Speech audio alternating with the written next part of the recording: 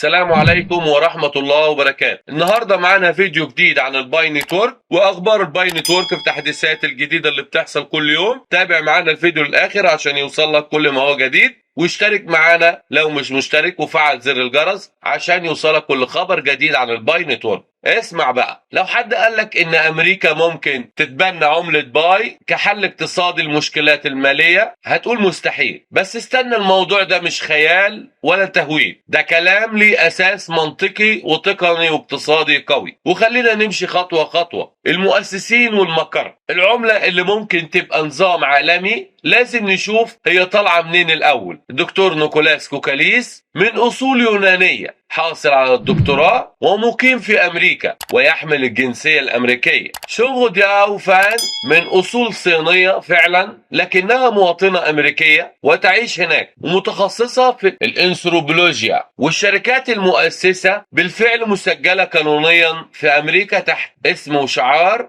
سكول شاين اي ان سي، يعني كل الاساس القانوني والاداري للعمله الامريكيه 100%. البنيه الاقتصاديه للباي في العملات القوه، مش في اللي تصدر، القوه في اللي لسه ما تصدرش. عدد العملات المعدنه حاليا حوالي 10 مليار باي من اصل 100 مليار كحد اقصى، يعني فعليا لسه 90% من المعروض الكلي اللي لم يعدن بعد، وده مهم جدا للاقتصاد.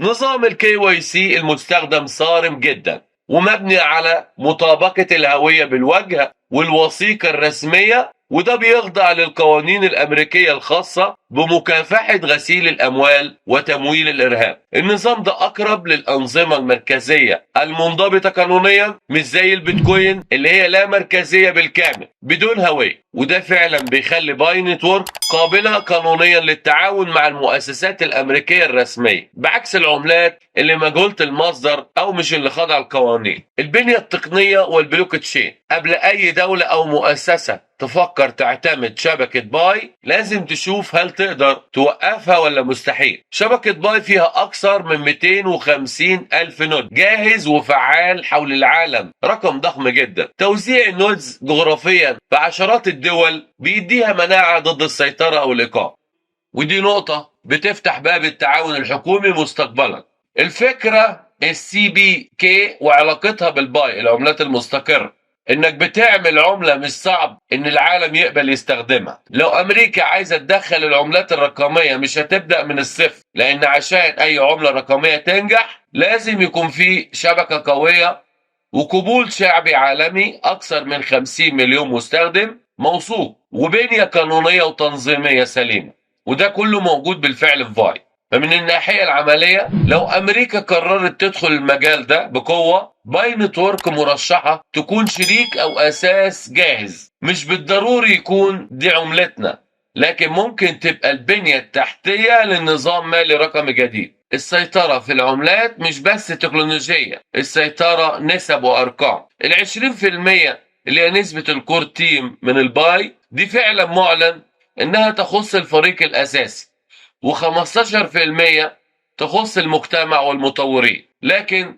لو المشروع حصل على دعم أو إشراف حكومي ممكن جزء من النسبة دي يعاد تخصيصه أو يدار تحت إشراف جهات أمريكية. يعني في احتمال منطقيا مش تأكيد بوجود تدخل مستقبلي. ليه الباي قوية وقانونية بالشكل ده؟ في مشاريع اتبنت عشان تكبر، وباي اتبنت عشان تحكم. من أول يوم باي اتبنت على مبدأ عملة رقمية قابلة للتبني الرسمي مستقبلا، وده باين في التركيز على التوثيق الهوية وعدم فتح شبكة باي قبل بناء منظومة قانونية. إلزام التطبيقات والمطورين بالكي واي بي، يعني الباي مصممة أنها تكون العملة الرقمية الجاهزة بالاندماج في النظام العالمي الجديد. دلوقتي هنشوف اللعبة الحقيقية، اقتصاد دول مش منصات. ليه أمريكا ممكن تفكر تتبنى عملة باي؟ أمريكا غارقة في ديون 38 تريليون دولار، الثقة في الدولار بتتراجع، والعملات اللامركزية بتتسحب النفوذ، والعملات اللامركزية بتسحب النفوذ المالي منها.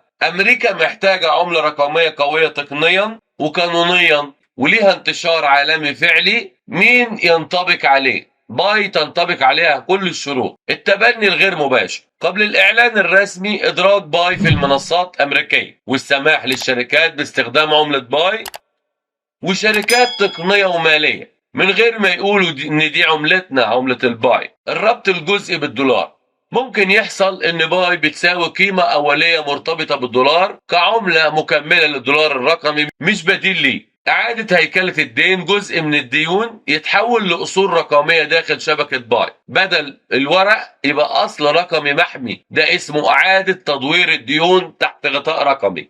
الهيمنة الناعمة الجديدة، مش لازم تكون دي عملتنا، يكفي ان البنية التحتية والقوانين الامريكية العالم يدخل المنظومة بدون ما يحس انه داخل. تأثير ده على سعر باي لو حصل ده: فتح الشبكة بالكامل، دخول المؤسسات، طلب عالمي، السعر بيتحول من قيمة مجتمع لقيمة نظام عالمي، والسعر وقتها مش هيتحدد من المنصات، هيتحدد من سياسات الدول.